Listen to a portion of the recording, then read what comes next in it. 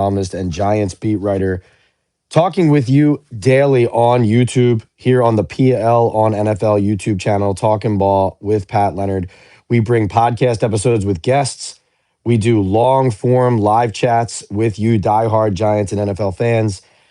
And now we have launched Talkin Ball Daily, which is a daily update on the business of football, the Giants, the NFL, what it's like covering the league for a major national daily newspaper in the New York Daily News, as well as the challenges and the excitement of launching your own channel and own brand, which we're doing here on Talkin Ball with you as a community.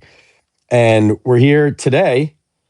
The topic of the day to discuss is the Giants' release of Bobby Okereke, their middle linebacker. Now, nothing official yet, but as was expected, was first reported by my colleague Dan Duggan over at The Athletic that it was expected the Giants would move on from Bobby and that would save them $9 million in cap space. And so last night, Tuesday night, the news comes down. That is what's happening. Bobby has been informed that he is being released by the Giants. So that will save $9 million on the cap, where the Giants do need to create cap space at the moment per overthecap.com, which is my source for all things salary cap. They have a great team over there.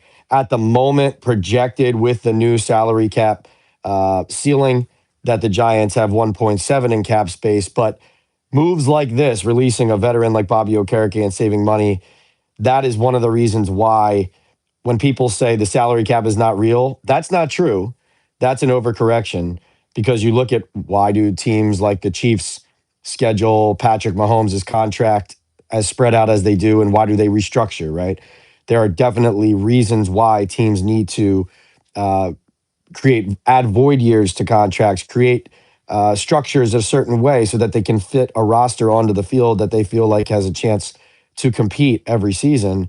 But it is also fungible in the way that contracts do have hidden money, where if you are not pleased with a player's performance, or if you feel like even though that player is a good player, but they're not playing up to the level that the contract and their salary and their cap hit requires, and you want to allocate that differently, then that is also what can lead to a player moving on. And that's kind of what's happening here with Bobby Okereke. This is a veteran player, obviously, who Joe Shane and Brian Dable and Wink Martindale, going back to 2022, brought onto the Giants roster. And obviously, back to 2023, I should say, sorry. And Bobby, when he first came in free agency with the Giants and signed that contract, he exploded onto the scene for the Giants in Martindale's scheme. The exact stats: 149 tackles that season, 2.5 sacks, 10 passes defended, 4 forced fumbles, 2 interceptions. Had a career year in his first season on a big contract with the Giants. And, that year I remember Jeremy Fowler does a great job for ESPN. He did like top 10 lists at all the different positions, and they do honorable mentions. And he polls a lot of executives and people around the league. And I remember Bobby not making that list and me being stunned, because I felt like he had earned that, despite there being great linebackers out there. But you remember in Martindale's scheme, Okereke was flying around. He was making sideline to sideline tackles. They brought him here to replace Blake Martinez. And in that first year, it looked like the right signing. It looked like the right deal. It looked like a great move. And Bobby also brought things off the field, smart person, good person, a lot of awareness to him, and somebody who in the locker room was a professional. And so in the short term, it looked like that was going to work out. And by the way, I see Candyman and Jeff Newman in the chat. Candyman says, "Hey, Pat, love this new podcast." Yeah, thanks, Candy.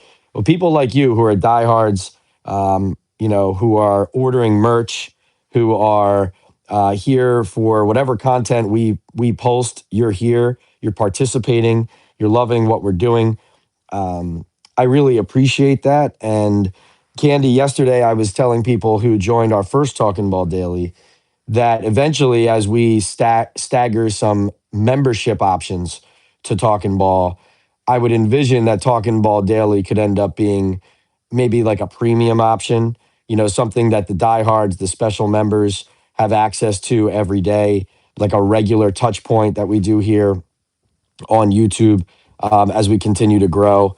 Because really, what I want to be able to do with you guys is regularly update you on what I'm doing, on what the Giants are doing, and on my inside information from the locker room, from working my sources in the organization on why things are happening and not just what is happening. So thanks for being here. Baba says Giants haven't had a good middle linebacker since Antonio Pierce. Really, really good point, Baba, as far as not just like we just talked about. Bobby had a strong season in 23, but you're talking about continuity, high level of play where other people around the league are pointing to the Giants middle linebacker and saying, we need one of those, right? Absolutely right. And it's an interesting debate, wondering how you guys feel about it. But I think Giants fans, correct me if I'm wrong, I think people in the Giants community in New York and people who know what the tradition of this organization is, even though the positional value argument of middle linebacker is such that, like running back, oh yeah, we need a good one, but we don't want to overpay. I think all the best defenses in the league, they have middle linebackers whose names right? When you think about Fred Warner, you think about Ernest Jones with the Seahawks. I mean, there was a play in the Super Bowl where Drake May escaped the pocket and scrambled and got chased down on the sidelines. And I and a few others in the press box said, who the hell is that? Because the guy was closing so fast. And honestly, I said, who is that? Because, well, two reasons I realized in hindsight. One, he came from pretty deep in the field. So I thought it might have been a safety at first or some defensive back. And also because of how fast he was moving, I thought it was a defensive back. Also, Jones, I think his number is 13, and it's just a weird number on a linebacker. So even when you see it, you don't think of it's a linebacker. Does that make sense? But it was the Seahawks middle linebacker flying like he was a defensive back to the sideline to bring Drake May down. And Drake May was just at that point just trying to get out of bounds. You know what I mean? Like he was racing to get out of bounds. So, um, you know, I think that you think of the defenses that are flourishing or that you aspire to be like.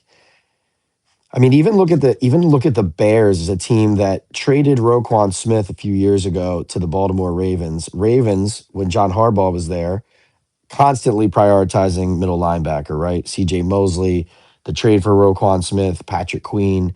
Obviously, when he inherited Ray Lewis, it was easy for him to understand how critical that position was and to want to replace it or try to replace it or have somebody there kind of captaining everything once Lewis was gone. But the Bears, think of that. They trade Roquan Smith, but what do they end up doing? They have to go and spend on TJ Edwards, Tremaine Edmonds, and now they're still this year in the market for a stud inside linebacker because just like the Giants, the Bears at their best know that their identity, their toughness, the way that what it means to be a Chicago Bear at its height. Same with the Giants, is that hard nosed, the Brian Urlachers, going back to the 1985 Bears defense under Ditka, even further there. Um, these are the teams and the players and the standards that have been set for these organizations. So when you mention Pierce, that's what you're talking about as well. Novice says it sounds like Edmonds was going to be released rather than traded. Any update on that? Usually, what happens in this scenario, Novice, is teams that are going to release a player float out, or the agent floats out. Like let's say they're talking to the agent and they say, "Hey, if there's no market for this player otherwise, and we're talking to teams, we're seeing what's out there. If there's no market for this player otherwise, we're probably going to move on and release this player, right?" So a lot of times, if you want to do right by everybody and do right by all the relationships, you kind of give the agent and player a chance to kind of put feelers out there and see what's what, because players obviously they like to be in free agency in order to maximize their value and create some leverage between bidding teams. But even though they prefer that like that, if they could be a part of finding a trade to a preferred destination, hey, all the more better if they can get some money out of that too and get a situation where they can help a team win. The worst scenario for a player like that is to be traded without any advance notice to a place you don't want to be at. So usually when you hear it so publicly floated, this team is looking to trade this player, it means that they're probably going to cut him, and other teams know that. So generally, that means the player's just going to end up being released. Would have loved to see Bobby play under a real defensive coordinator, says Candy, but we need to recoup the money thanks to the previous mismanagement of you know who, no doubt. Well, you saw it for 1 year under Martindale, right? And he flourished. Bobby flourished in that system. But under Shane Bowen, obviously, like the rest of the Giants defense, Okereke backslid. And really, the story of him, and look, Navis says Bobby Okereke is a real good dude, but outside of one season, his entire career is loaded with tackles that occur 4+ yards past the line of scrimmage. And yeah, that's partially true. And the other thing is, he was really set back last year by um, a back injury late in the season that was bothering him, and that eventually led to him being shut down. Remember, he and Dexter Lawrence in that Dallas game. Dex hurt his elbow, Bobby with his back, and we didn't see either of them after that.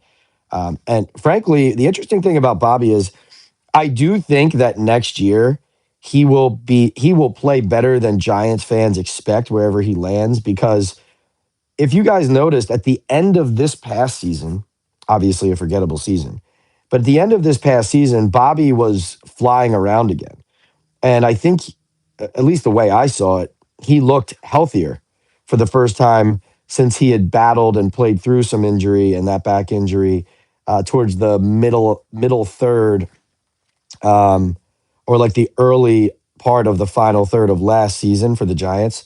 So I actually think you'll see some good ball. But you remember there was a play in Dallas, I believe, where, of course, Deontay Banks was somebody who was skewered, rightfully so, for plays where it didn't appear that he was giving maximum effort. And there was a play against Dallas where Bobby looked like he let up chasing the ball. And that did not go unnoticed, and that was not appreciated. And that was going back to last season. I think it was in that last game, right? So obviously he was dealing with the back, but that happened late last season. Was not did not thrill people internally. And interestingly enough, Shane Bowen this past year, like remember we talked about how Dable wanted to move, Dable and Shane wanted to move off Shane Bowen after last season, but then didn't because frankly they just couldn't find their preferred replacements. They couldn't get their preferred replacements to come here, and they couldn't finagle that. Well, last year Bowen also wanted to move on from Bobby, and there was not a lot of love there between, like it wasn't personal. It was more like coach and scheme and the type of linebacker he wanted, and then Bobby and how he had flourished, and then how he was being used. But they pushed through one final year, and the team only won 4 games. So now Bowen looking for a new job, Bobby Okereke looking for a new job, and there you go. Some guy says the Raiders should have remained in Oakland. Interesting. Big Raiders fan, some guy. Yeah, I think the Vegas stadium is very cool, and the experience being out there is neat, especially with them bringing the A's over there, coming, and then they have the hockey team as well, the Vegas Knights. So shaping up to be a cool sports city. But some guy, I'm not going to argue with you on traditionally, right? Where is the fan base? Where are the diehards? Where are the people who have sweat and bled, metaphorically as fans through the dark years and stood by and been loyal and, been season ticket holders and reported to the black hole even when you knew that that Sunday wasn't going to go well. And then seeing your team move. And, we all have grown up in different places where something was our what held our what not held our community together, but something that was a unifying element of our community, right? So in some communities, it's the NFL team. Some places, it's the NBA team. Some places, it's college teams, right? Like I was somebody who grew up in Philadelphia where youth basketball, like high school, college basketball is huge. A lot of other things are big, but NFL football in Philadelphia is king. You go to where I went to school in Indiana, right? South Bend, Indiana. Hey, in Indiana, people like the Colts. People like, IU basketball is huge. Notre Dame football is huge, right?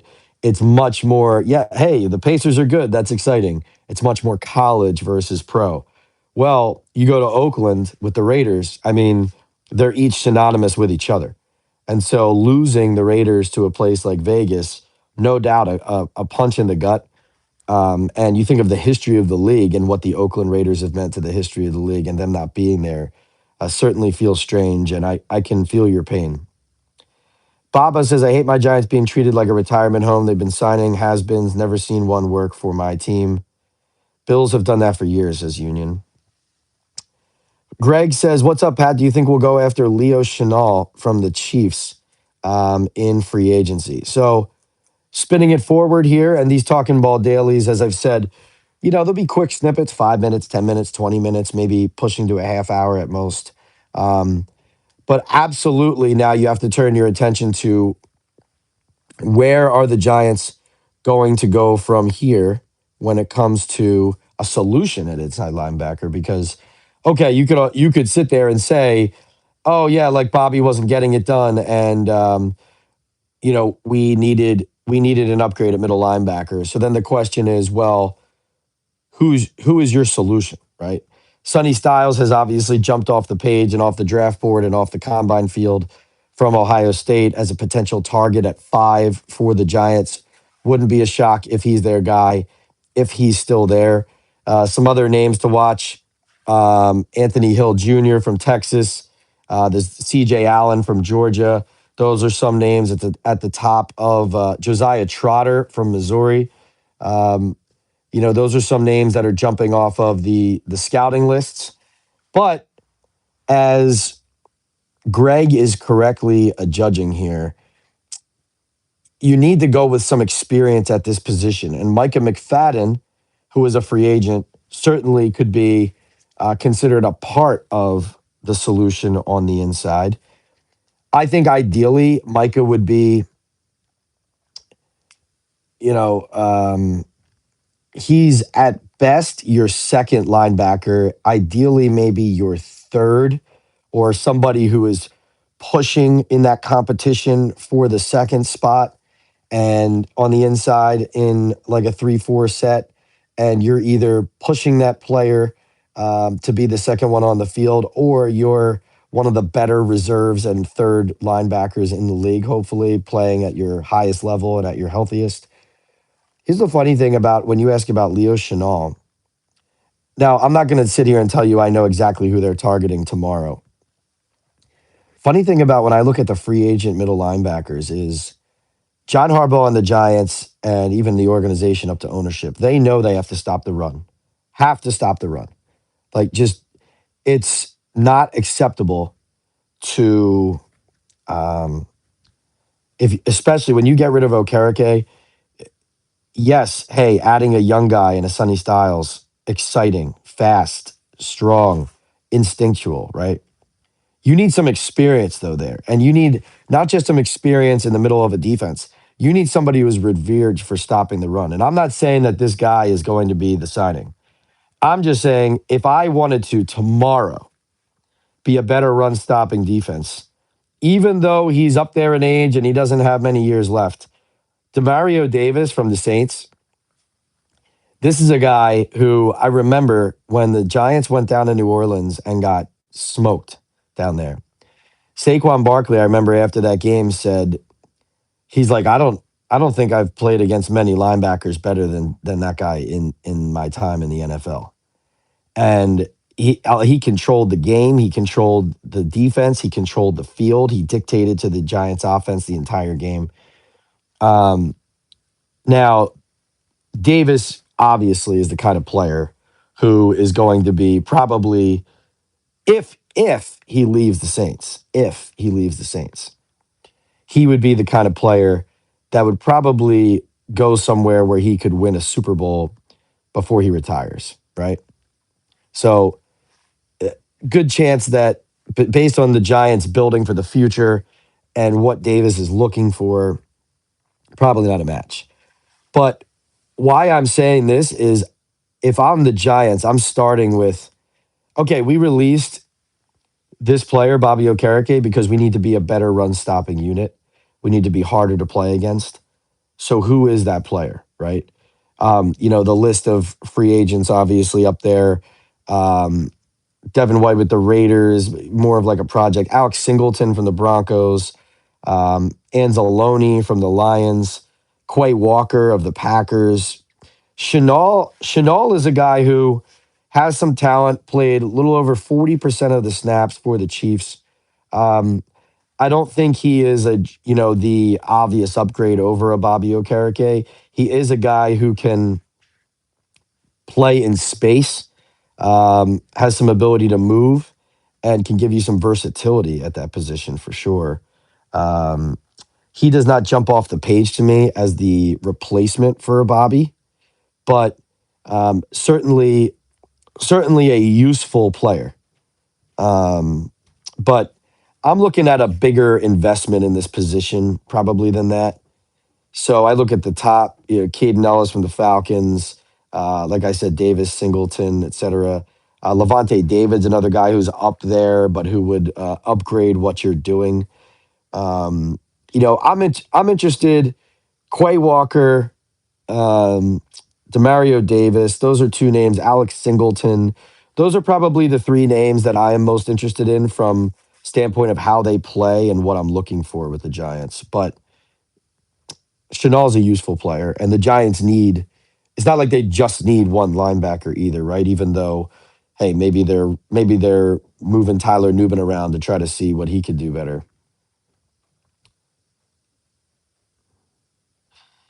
Union seems all the retirement homes are in the NFL are in New York. Navis says retirement home. Giants have been toward the top of the youngest teams in the NFL since Joe Shane took over.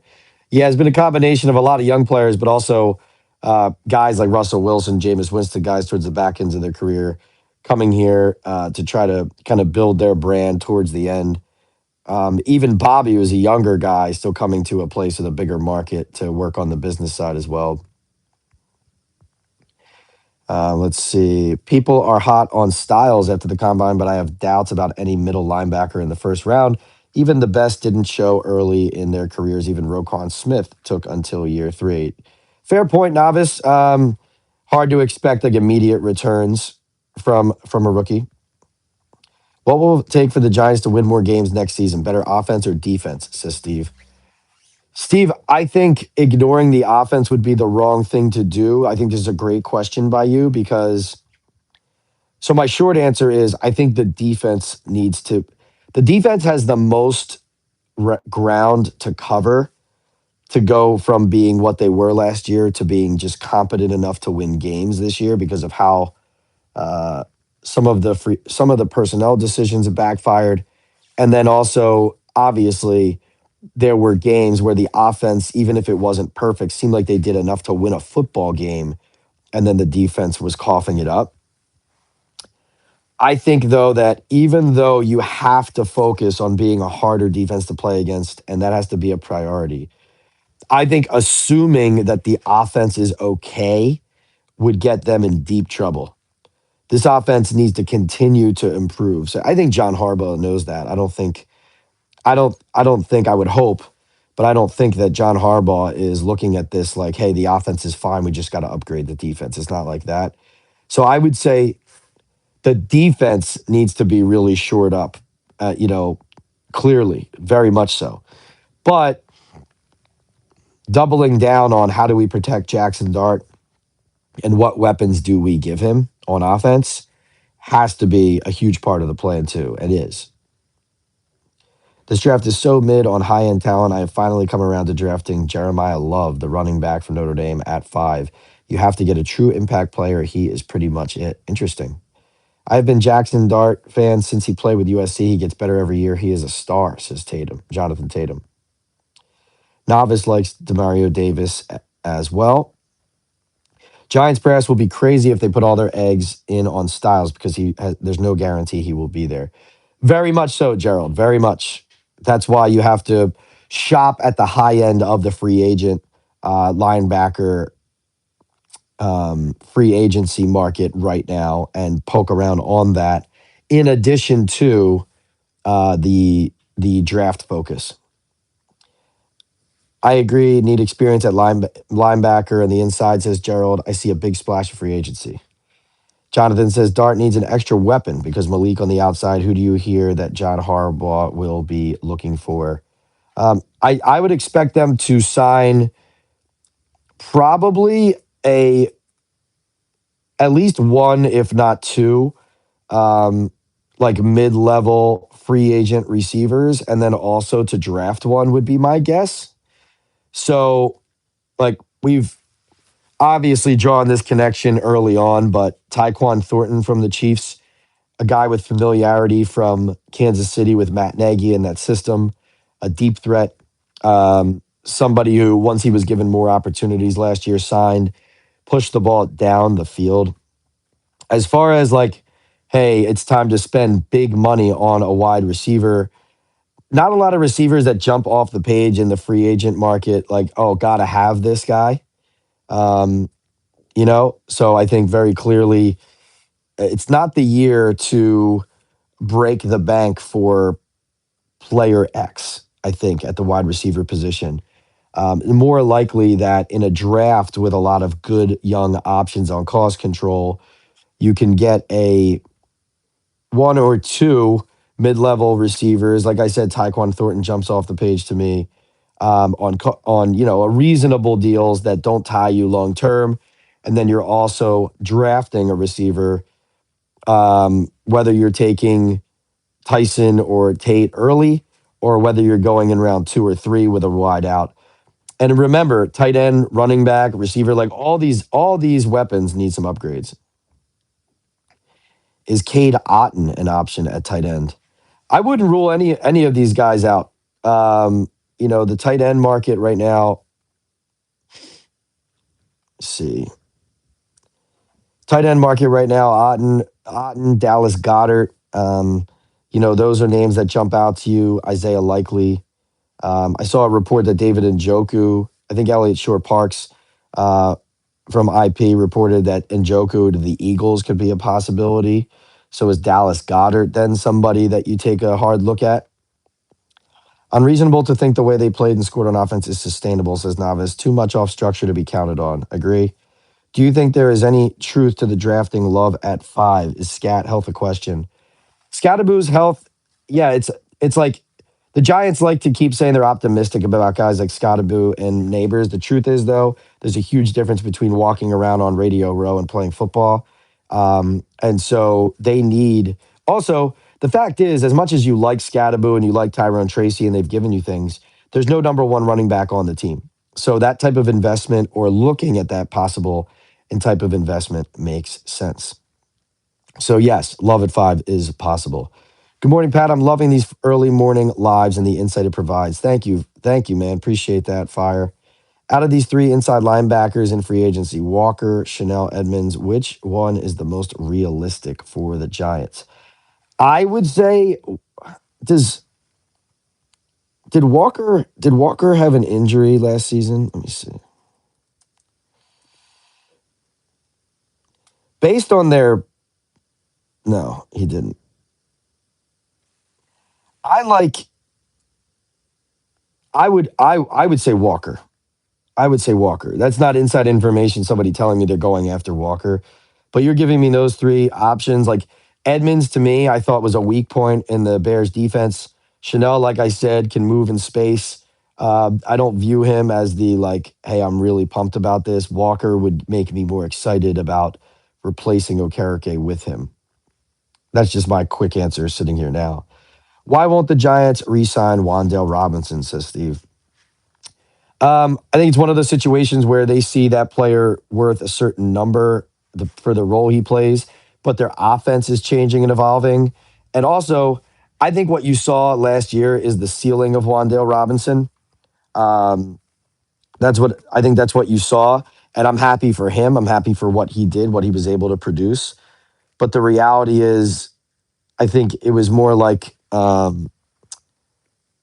the Giants were a four-win team who weren't able to generate much, and Wandale was the beneficiary once Neighbors went out of them of targets needing to be spread around. Now, to Wandale's credit, I think he could continue to have some success in that role because what we saw last year was once the Giants went back to Mike Kafka calling plays and they started sending Wandale down the field instead of running like hitch routes and getting Wandale killed over the middle by middle linebackers, you saw Wandale able to take advantage of that usage, right? So certainly an um, an encouraging development for what he can be in the NFL. I still think though that with the way the Giants are trying to build themselves is into a formidable, physical, bigger team. Now, I could say that, but we all know that John Harbaugh was a part of a Ravens team that drafted Zay Flowers, right? An undersized slot receiver. Flowers, though, faster, quicker, more dynamic than Robinson. Um, I think what this looks like is, hey, we love the person, we love the player, but we have so many needs that we envision using these assets elsewhere on positions that are vacant on our roster or holes in the depth of our roster that are not satisfactory. And we believe that we can fill that production at wide receiver. Again, Wandale can't be like he was last year for the Giants, your first or second option on a team that intends to compete deep. It's just not his better usage is versatility, able to run, catch, even return the ball, can provide some value down the field. But, like a lot of receivers, his hands in some key moments, letting the Giants down on key third downs. But listen, if you can bring him back at a reasonable low cost and have him as a part of a group, that's a much different talking point than what the market is starting to look like, which is if he's going to get huge dollars in free agency on the open market, then that's why it goes from we'd love to have you back to hey, thanks for the memories, right? Um, does Dunker fall into the Giants' hands in the second round? Good question. Not quite sure yet. More draft coverage and guests coming on Talking Ball. I'm still not counting on Patrick. I'm still not counting out Patrick Queen coming available, says Novice. Sounds like he won't be cut, but maybe a trade option. You guys are on it as always. So listen, these are Talking Ball dailies. We're doing them every weekday, 9 a.m. Eastern time. And this is a quick way for me to connect with you guys, tell you the latest that's going on with the Giants, to go over it with you all. And to continue to grow Talking Ball and to try to bring you guys some insight into where I see the team going and what their decisions are going to be, and how John Harbaugh is trying to build the Giants and turn them around, but also talking the whole NFL. And so, what you have to look forward to on our channel is these Talking Ball dailies every day, 9 a.m. And like I said, some days they might be 5 minutes, some days they might be 10. Today, we're going a half hour, we're past a half hour. But in addition to these, we'll have our long form live chats, which we do at night. We get hundreds of people into those chats and we get our super chats going. We get big conversations. We'll have more guests coming into the long form live chats, Talking Ball Live. And then the guests. And I keep teasing the lineup of guests coming up, but really excited about the lineup of guests. Middle of next week, special guests coming on the program. Guys, mark your calendars.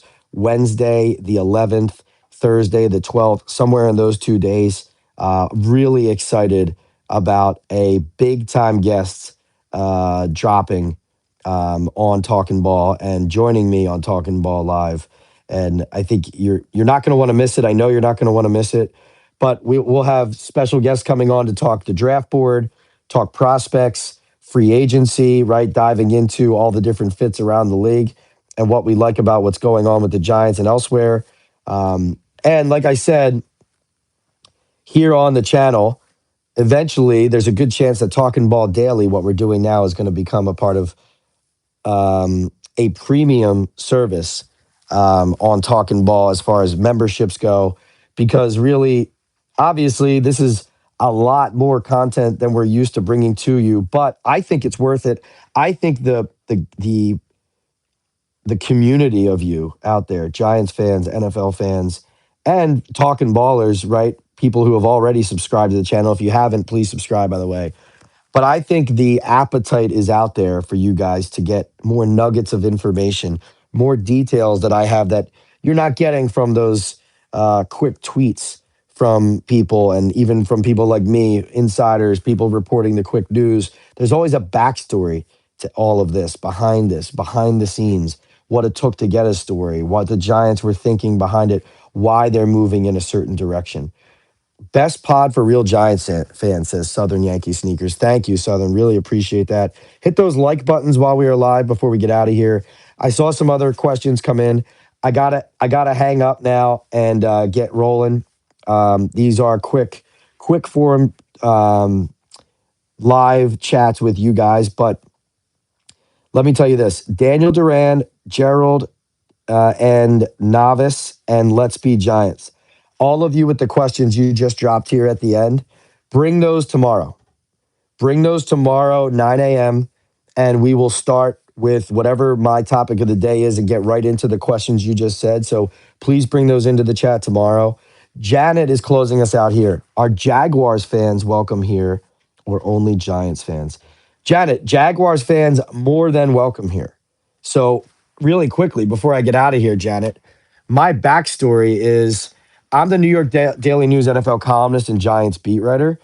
So I am with the Giants every day in their building during the season and covering them. And so, like, when I go to the combine, for example, I am zeroed in a lot on the top stories of the Giants to cover them for the Daily News and for the fan base here in the tri-state area.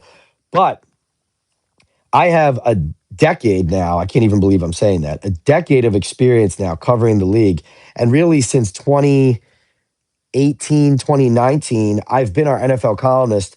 And for a few years, I think it was 3 years, might have been like 19, 20, 21 into 22. I was doing an NFL Sunday Notes column for the Daily News. So that was literally making calls around the league every week and producing a story on whatever team it was, trends around the league, investments that Jaguars, Packers, whoever were making, things like that.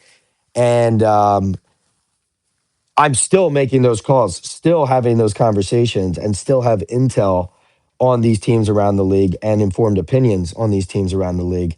And as you know, sometimes what the Jaguars are doing in free agency is going to affect what the Giants do. What the Eagles are doing is going to affect what the Colts are doing, right?